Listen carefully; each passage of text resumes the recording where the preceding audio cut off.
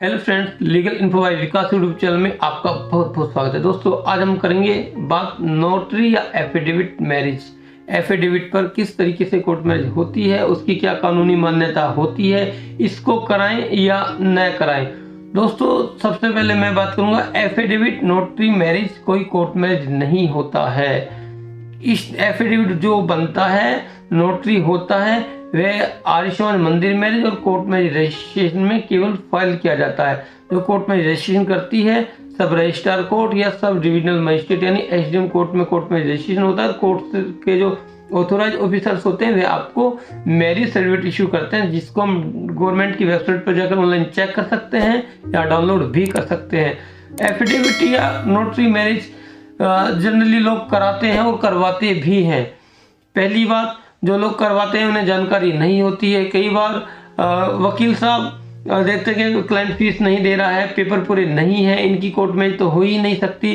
Fees के लालच में आकर के उनका झूठ मूठ का नोटरी एफिडेविट पर साइन वाइन करा के उनका एफिडेविट मैरिज करा देते हैं। दोस्तों, यह काम आप 2000 रुपये में, 5000 रुपये में, जिस व्यक्ति को आप जितना दे दोगे वह उतना ही ले लेगा, वह मना नहीं करेगा, क्योंकि इसमें कोई भी लीगल एक्सपेंसिव नहीं आते हैं। 10 रुपये का स्टाम्प पेपर खरीद कर उस पर टाइपिंग कराकर आप ही की साइन कराकर नोटरी की स्टाम्प लगाकर आपको दे दी जाती है, जिसकी कोई कानूनी मान्यता नहीं होती है। अगर आप इंटर कास्ट हैं या इंटर रिलीजन कपल हैं, फैमिली के आगे जाकर के आपने मैरिज करने की प्लानिंग कर रहे, तो इस केस में आपको अगर फैमिली एफआईआर करा देती तो जेल भी जाना पड़ेगा। आप प्रूफ नहीं कर सकते कि हम दोनों लीगली हस्बैंड वाइफ हैं, हमने मैरिज किया हुआ है, तो यह आपके भविष्य से खिलवाड़ भी हो सकता है। तो कृपया, अगर आप कपल हैं, 2023 में कोर्ट मैरिज करने के लिए प्लानिंग कर रहे हैं, तो पहले जानकारी लें, चीजों को समझें, उसके बाद ही कोर्ट मैरिज के लिए प्लानिंग करें। दूसरा दोस्तों, एफिडेविट नोटरी मैरिज हमने कई बार बताया है, इसलिए कि हमारे पास कपल आते हैं, कहते हैं सर हमने नोटरी मैरिज करा ली थी, एफआईआर हो गया सर, हमसे इतने पैसे ले लिए, इतनी फीस वहां पर दे दी, 1 महीने से भागे घूम रहे हैं, पुलिस हमें परेशान कर रही है, सर हम क्या करें। दोस्तों, इसीलिए कहते हैं कि कच्चे लालच में आकर के, जानकारी ना होने पर, अभाव में, जल्दबाजी में डिसीजन न लें।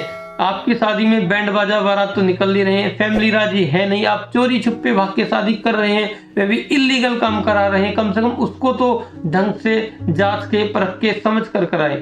तो ध्यान रहे, एफिडेविट नोटरी मैरिज न कराएं, उसकी कोई कानूनी मान्यता नहीं होती है। स्टाम्प पेपर एफिडेविट मैरिज कैसा होता है मैं आपको स्क्रीन पर दिखा दूंगा। इस तरीके के नोटरी एफिडेविट मैरिज अनुबंध न जाने किस किस नाम से बनाकर लोग दे देते हैं। तो ऐसे एजेंट्स के चक्कर में ना, जनरली एडवोकेट्स तो ऐसा काम नहीं कराते, मगर जो मीडिएटर हैं, एजेंट्स से वे ऐसा कराते हैं, जिन्होंने कॉलोनियों में, फ्लैट्स में ऑफिस बनाए हुए हैं, कपल से मोटी मोटी फीस ले लेते हैं और इस तरीके के कार्य कराते हैं। तो दोस्तों, सजग रहें, सावधान रहें, किसी के इस तरीके के बहकावे में ना आए, किसी को अपनी लाइफ से खेलने न दे। दूसरा, कई बार आप लोगों की भी यह गलती होती है, उन्होंने बोल दिया 5,000 रुपये में हो जाएगी, हमने बोला 15,000 रुपये में कोर्ट मैरिज होगी, उसमें मंदिर मैरिज होगी, कोर्ट मैरिज रजिस्ट्रेशन होगा। किसी व्यक्ति ने यह बोल दिया कि 5,000 में हो जाएगी, तो आपको लगा यह व्यक्ति कम पैसों में और कम कागज पर, बिना किसी फॉर्मेलिटी के, बिना गवाहों के, बिना फैमिली की शादी करा रहा है, तो बहुत अच्छी बात है, बस इन्हीं से करानी है। तो चीजों को जाने समझे ऐसा न करें, वरना बाद में आपको कानूनी समस्याओं का निश्चित रूप से सामना करना पड़ेगा।